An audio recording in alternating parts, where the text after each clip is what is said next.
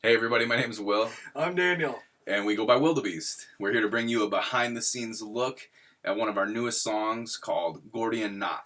Going to be going over tips and tricks for production and also how we record our words. Yeah, it's for this segment called Behind the DAW, and we are absolutely thrilled to be a part of it. Thank you for tuning in. It is a pleasure to be here, and once again, please check out our newest album called Fabric of Reality, out now on Gravitas Recordings. Without further ado, here we are in the session. We use Logic X, and here's kind of an overview of the track just to get a little preview of it.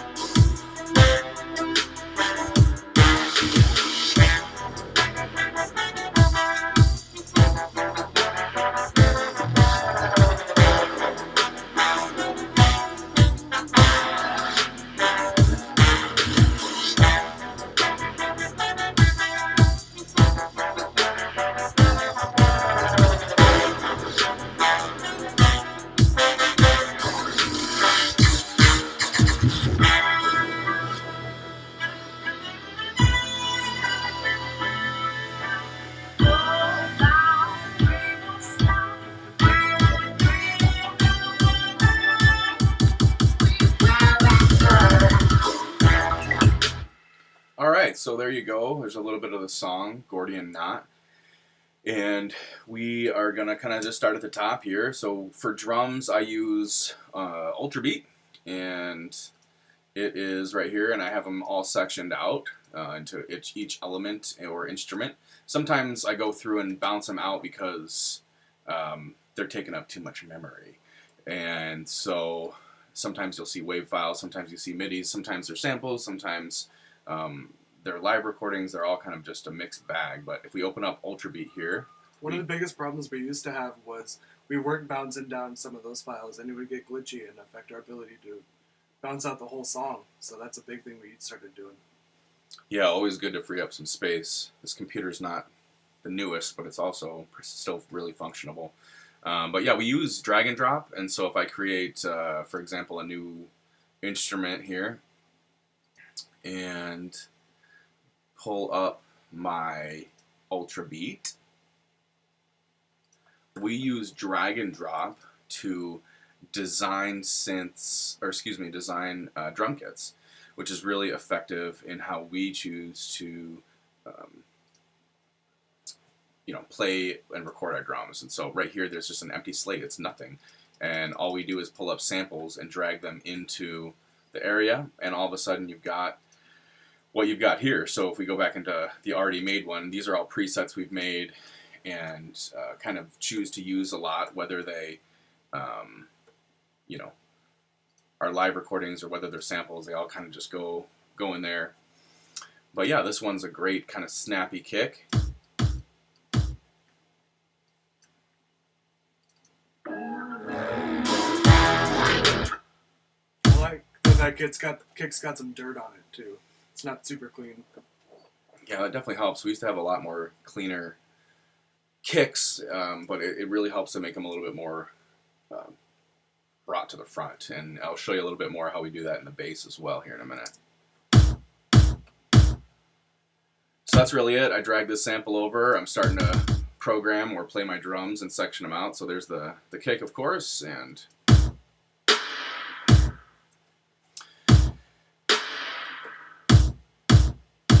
a lot of the times I'll use bussing for FX. I've got the isotope ozone going here. Always helps me to remember to EQ my effects. That's something that's gone above and beyond for our mixes. And as well this space designer. And with the EQ I've got it cut as well. So super important for me not to just have open EQs. It can really start to interfere with some of the sounds. Also on that same note, you'll notice each instrument kind of has its own EQ. So I really try to consciously dig out each instrument's EQ and even second harmonic there to try and really help emphasize the mix. And so each kind of, the subs are below that. The next they're up here at the kick, which kind of starts towards 50, 60, 70 at times, depending on the key. So same thing with the snare. You've got, them cut off till about 200-ish. And depending on how it goes, you can always play with it from there. So EQ and compression and effects are really how we deal with a lot of our mixing beyond just the normalcy of it.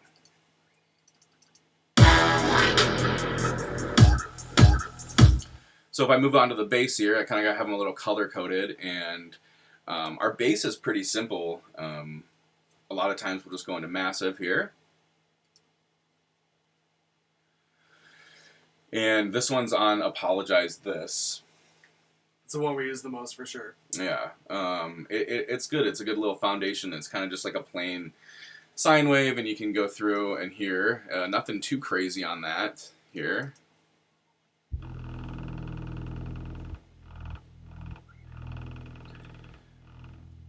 And so the throbbing or the pumping you're hearing is because of these compressors. Again, may or may not be the right thing to do, but certainly works for what we're doing here. So I have two compressors on the bass, and they're both feeding, one of them's feeding off of the kick. So the first one I noticed is a little bit better to do in the chain of effects here. So the first one's typically the best to go through the compressor. I've got a short attack and a short release and a short ratio, but I've got it chained to instrument one, which is the kick, of course. And so when you're hearing that, it's cutting out and ducking with the kick.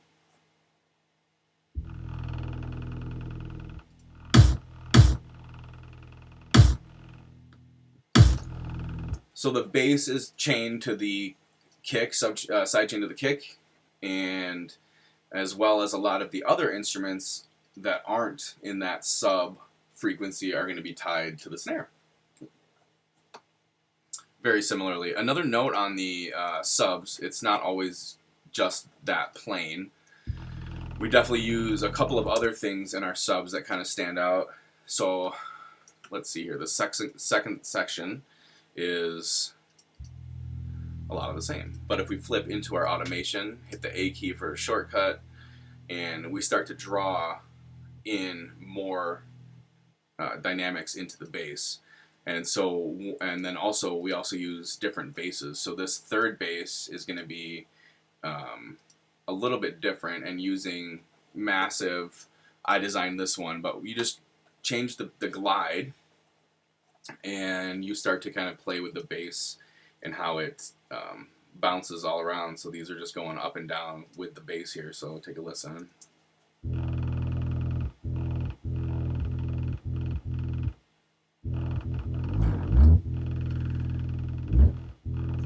Nothing too crazy, but when you're doing it right, or right, whatever that means to you, not to say that this is right, but but when you're doing it, I really, this is where I spend a lot of the time. And if I know I can get this to sound good, I know that I've got a really good foundation and starting point, at least, to a song. That's how almost all of our songs start, with the drums and the kick, the bass. And so, yeah, here, just take a peek.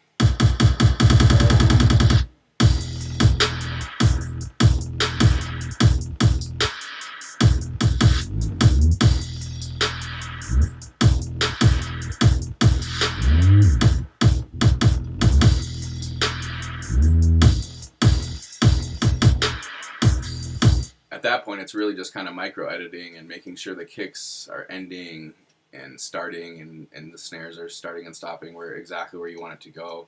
If you can get that nice and tight, it really helps. I don't put much effects actually at all on my bass.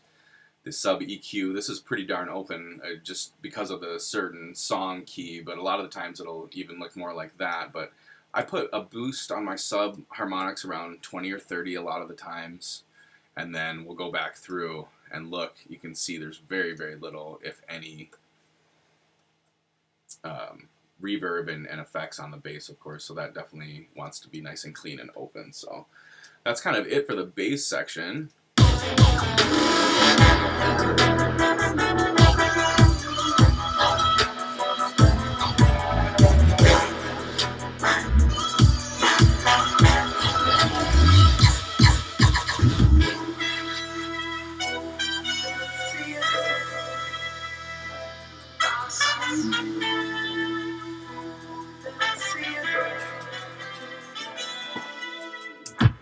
Okay, guys, let's talk about some horns. So whenever I'm starting to record my trombone, I start by making a ton of layers. Usually, if I have one part, I'll make at least 4 layers, bare minimum. I actually have 2 parts on this song, so I've got a total of 8 going here. You can see that I have a solo line, and I also have a double line. Those are doing the exact same thing in the recording. So what I actually end up doing with it is panning them pretty far off to the side, and it gives you the feeling of having a whole horn section playing in front of you instead of just having one person. On top of the double, I almost always do a low double as well. So those are basically the exact same notes, just an octave lower. That gives you a lot of the thickness that you end up hearing in the bass trombone. And when you put it all together, it creates a nice little stack of sound that really gives you the width that you're looking for.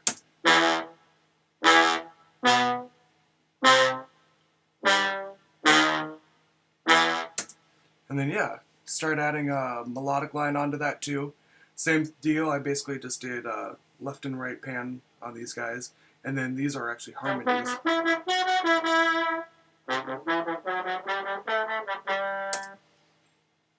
You got that, you got the harmony going.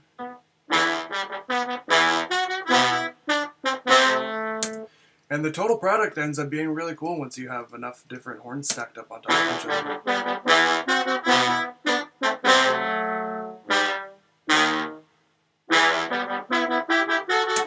I know for sure Will does a lot of the similar stuff in his section too. You can see he's got, gosh, at least 7 or 8 different horn stacks going on his.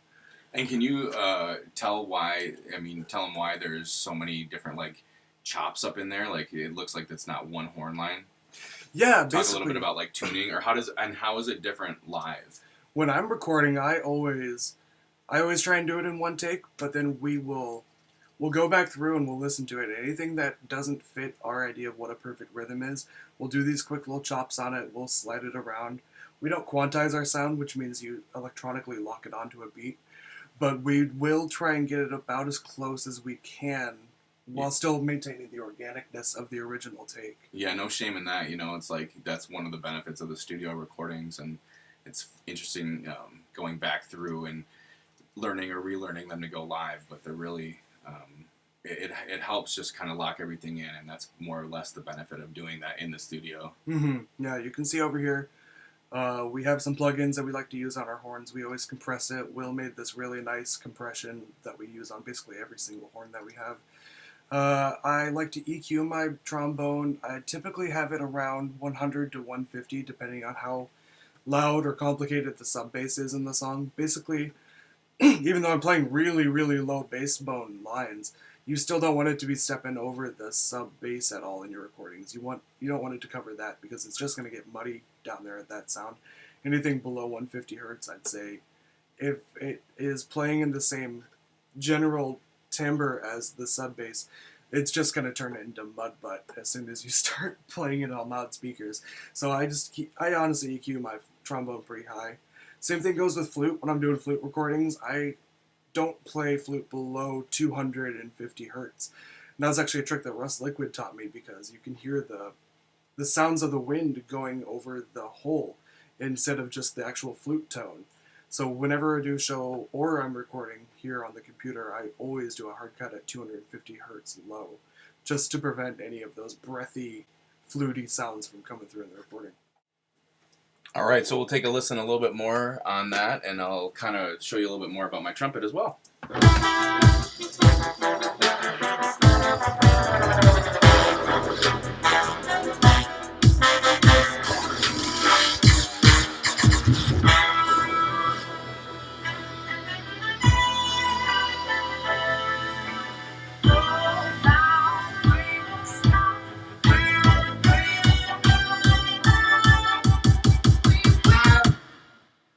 So a lot of what Dan was saying too. I know this says trombone, but I think this was a trumpet take.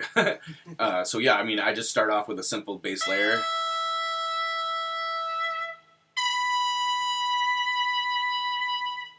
And actually, I think so. This one was probably the trumpet one was probably my very first take, and then I kind of just build off that. Like he says, the second one is a double, and the third one is a triple yuck.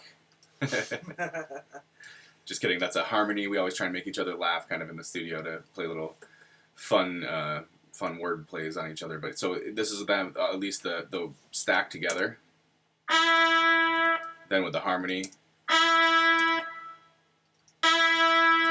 high layer, and then I start adding the other longer notes in too. Like Dan was mentioning, it's almost like a counter harmony or counter melody when you're going in and playing these down, and it makes it seem like you're doing a lot of that orchestral work or having more than just yourself in the room recording.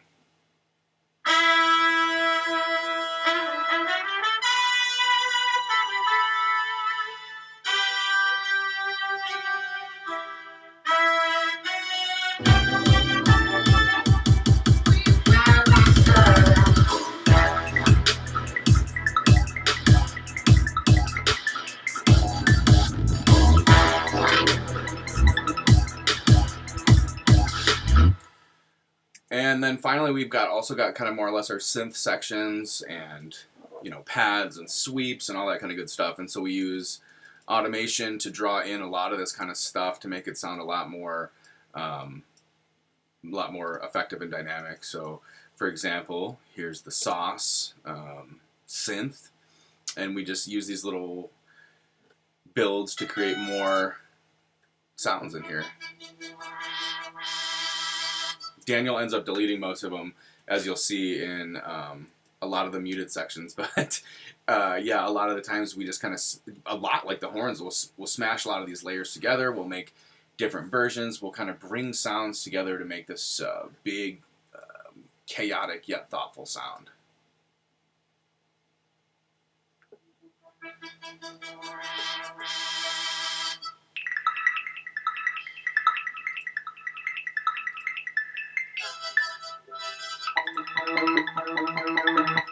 So we're constantly using these automation screens to go back through after we lay these parts down and build up with it. Like, for example, this synth here, which starts to become a more prominent part of the song, it'll change from 1/32 down to an eighth, and then back and forth between the two to get that kind of play.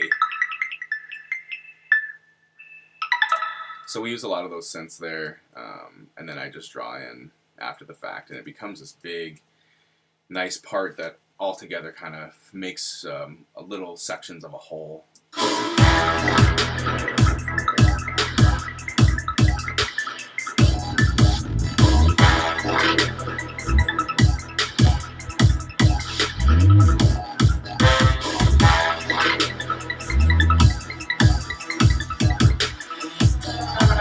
We'll play a lot with those automation screens, so that's a big part of it. Automation, compression, and everything too. So a lot of these synths as well, like I had been mentioning, will have those double compressors. Gosh, this one has a triple one.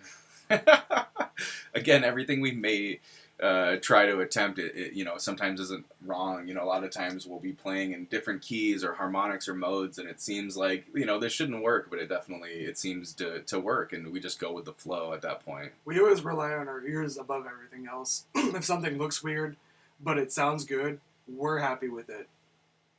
Absolutely. And so there's that snare side chain, and those are going through most of the melodic instruments, and so on and so forth. And just like we mentioned before, they also have their own kind of EQ notchings, and they have their own emphasis as well. So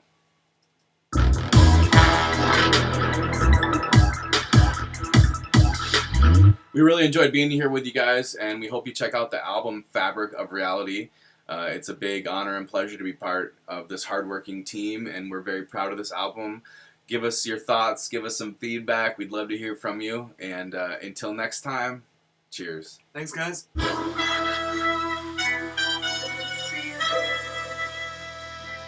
Awesome.